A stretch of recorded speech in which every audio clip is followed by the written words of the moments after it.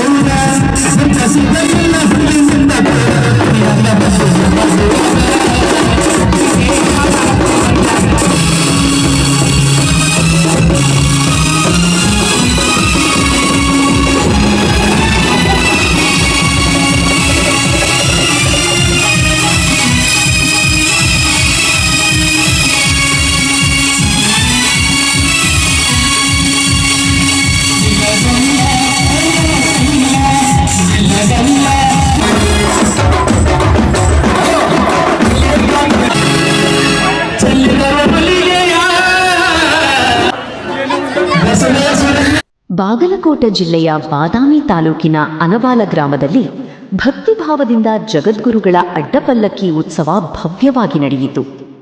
ಬಸವ ಜಯಂತಿ ಪ್ರಯುಕ್ತ ಶ್ರೀ ಬಸವೇಶ್ವರ ಜಾತ್ರೆ ಹಾಗೂ ರಥೋತ್ಸವವನ್ನು ಸಾವಿರಾರು ಭಕ್ತರು ಭಕ್ತಿ ಮತ್ತು ಉತ್ಸಾಹದಿಂದ ಆಚರಿಸಿದರು.